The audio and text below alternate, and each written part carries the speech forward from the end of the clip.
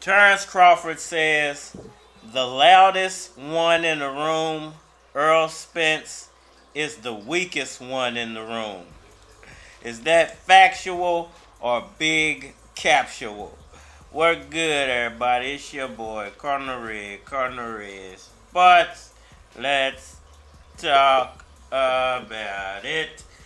Alright, y'all. So we are inching our way ever so closer to the fight of the year. Some say fight of the decade. Some say fight of the century. Definitely one of the biggest fights in the sport of boxing in the past 2 years. I say that. And Terence Crawford recently voiced his opinion on the fact that he said that they're treating him like a punk. I wanted to give my 2 cents on that and break it down for whoever listening. Who you fought at 135 and who you fought at 147? You fought Sean Porter. Even Sean Porter said... What did I do to Sean Porter that you couldn't do? He didn't do the things that his daddy told him to do. What are you talking about? Even his daddy... You butthurt? Even Kell Brook, he was already broken. So was he broken when you fought him? No, he wasn't broken. How come I broke the other eye. He came off a stoppage. What does it matter? What does it matter? So was he broken or not? No, he wasn't broken. No, he wasn't broken. Yeah, you're right. So what they say about you then? You fight me then. I'm going to break the other eye. So what they say? So I'm broken then, right? Well, you broken. You're going to be broken July 29th. All right, y'all. So Terence Crawford says that the loudest one in the room is the weakest one in the room. And what does he mean by that? Why would he use that analogy? Why would he use that statement to basically speak about Errol Spence Jr.?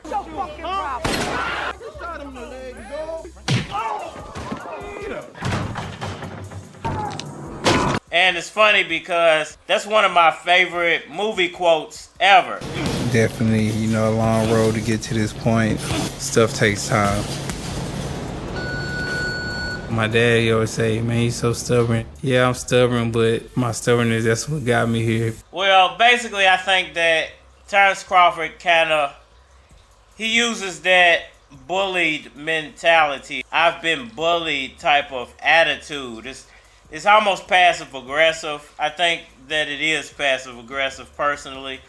I just feel like that he's that guy in the school that he knows he can fight, but he's so humble with it, he'll allow someone to, loud talk him or curse him out or even pick at him, kind of bully him a little bit just so he can get a fight going. It's all really like a mental game. It's like he's using that to hype himself up to be the real bully.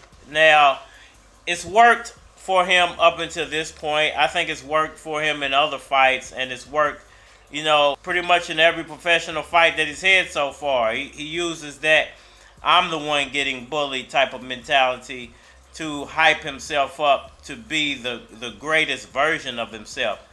I just don't think he's going to be able to hype himself up enough to get past Spence. I think Spence is one of those type of guys who, he's not really a bully. He's just the biggest guy in the room, man. He knows how to use his size to his advantage. Don't run it to me. Don't run it to me, my nigga. Straight up. And, guys like that, they're really tough to beat. You really have to either have a great game plan or be able to match them physically. I don't think Terence Crawford can match Errol Spence physically. I do think that he's a smart enough boxer to where he could out-game plan Spence as long as he sticks to his guns. Now, Spence is the type of guy who follows his game plan very well and does exactly what he's supposed to do, uses his size to his advantage, something Keith Thurman didn't do a lot in his career, or at least when it mattered versus Manny Pacquiao. He let Manny Pacquiao take advantage of his size. Well, I guess you're my cellmate. Look here, son. You're going to protect me in here, see? Whee! can work out a deal. Maybe a little swap. But let's get something straight right now. No touching my butthole. You see, I am Dr. Huxtable. And I think that Terence Crawford is going to have to do something similar to that to Errol Spence. He's going to have to use Errol Spence's size to his advantage. He's going to have to let Errol Spence, either gas himself out or throw shots at him that he can get underneath of and come up and land something big on Spence. I think that was the advantage that Manny Pacquiao had over Spence, and I kind of feel like that's why those two guys didn't end up fighting each other, because I think they realized that too after going and rewatching the Thurman fight. Crawford can use his size to his advantage. If he can get low enough to where Errol Spence can't really hit him, he can't get to him, he's got to punch down, basically. Punching down is a real detriment to a big fighter. If you have to go punch at your opponent, like punching down at your opponent, that's what won Manny Pacquiao a lot of those fights. They had to bring themselves down to his size. I slapped the shit out of it. If Spence has to bring himself down to Crawford's size, then I think Crawford can actually win the fight. If Crawford tries to toe-to-toe, stand man-to-man with Spence, he's not going to make it past the 6th, 7th, 8th round. Spence is going to pick him apart because, once again, he can't match the physical stature of Errol Spence. Why you hit me like that? You hit me, man.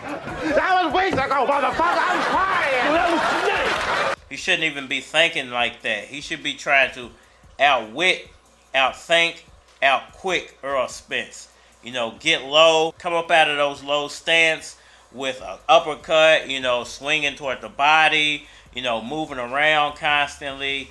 That's going to throw Errol Spence off. That's going to keep Errol Spence either having to punch down at Crawford or having to go get Crawford, which is going to make him have to move and exert a lot more energy. Once again, I don't think Terence Crawford is stupid. Before I begin, bless me, Father, for I'm about to sin. I just want you to know, I may be Irish, but I'm not stupid. I don't think his team is stupid. I think that they're game planning for something specific. Can they pull off whatever the game plan is? That's to be seen in about 6 days or so.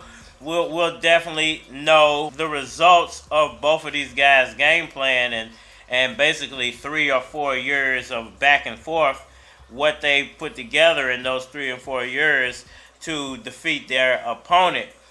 Me personally, I think it's going to be a situation of Bud being the loudest guy in the room, actually. I think Bud, once again, he's kind of passive-aggressive. He gets aggressive when he feels like someone's attacking him, but he can actually say things in a sly way. Like Jay-Z, Jay-Z throws a lot of subliminal punches at people. Biggie used to do the same thing. I don't think Errol Spence is like that. I think Errol Spence is straight at him like Tupac. But Terence Crawford being like the passive-aggressive guy, the I'm going to throw subliminal shots guy, I'm going to say something to you that you react to, with emotion, and I'm going to use that moment to say you're attacking me. And I'm going to use that attack to feel myself into a rage so I can beat you, basically. I know that sounds kind of complicated, but I feel like that's what he's doing. He's one of those type of passive-aggressive people. The line is when people aren't fucking with you, like when you can't get a corporate check, you have to only eat off the land. That shit's been shut down for me for about 20 years. I have to live off the land. And it can end very badly for him if it doesn't work. Just look at the Tupac-Biggie situation. Tupac, he tried to be the bigger man and just walk away from the situation. And Biggie was throwing some real subliminal darts at Tupac. Tupac caught on to it, and it all ended very badly for both of those guys. So I think throwing subliminals can actually have a reverse effect if you don't do it right. And I think Terence Crawford is going to find out that he's actually the loudest one in the room. So I think he's spitting some cap and not being factual. Instead of somebody saying, oh no, you're smart. No, don't say that to yourself. I said to myself, no, I'm a dumb motherfucker. Okay, roger that. How you get smarter? Educate yourself. We're running from the truth. Y'all let me know what y'all think about all that down in the comment section below. Hit that like button for me. Share, subscribe. Holler at me on all social media platforms. Facebook, Instagram, YouTube, Twitter, but you're more than likely to get a response on the tubes, or holler at me over there. If you want to collabo, feature a product or your channel on my channel, hit my Gmail, because it is a flock of cards at gmail.com. We are OG.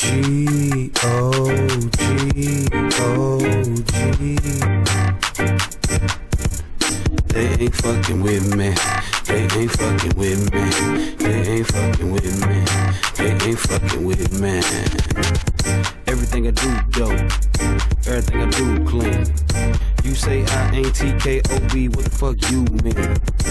I come through clean. New debit card in my blue jeans. You been a good girl, you can find out what cruise mean. Find out what new shoes mean. I rock Lacoste with no shoestrings. V-color on my move ring. It's 24 carats, I wanna see Paris. Before the end of the fiscal year. You wanna get fiscal dirt? Come put your lips right here. I'm fly here, then alert. Check, I'm a cool cat, matter of fact, I'm perfect. Police are perplexed, I'm cool, I never get nervous. I think I'm the shit now.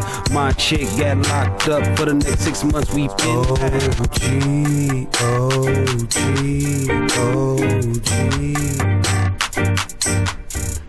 They ain't fucking with me. They ain't fucking with me. They ain't fucking with me. They ain't fucking with me. Hold up, make sure you get the picture right. Picture me with a red bone in a hotel watching Nick at night. With an Asian chick watching Nick at night. New girl with a new toy. She ain't get it from Fisher Price. I live the life of a pharaoh. You live the life of a scarecrow. Niggas want to compare flows like thumbtacks next to arrows. It ain't fair, ho, so I'ma go easy. Show me love when you see me. I got CDs and MP3s.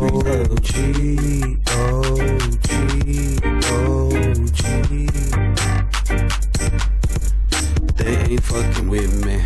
They ain't fucking with me. They ain't fucking with me. They ain't fucking with me.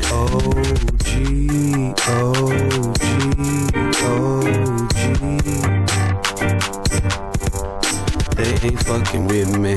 They ain't fucking with me. They ain't fucking with me. They ain't fucking with me.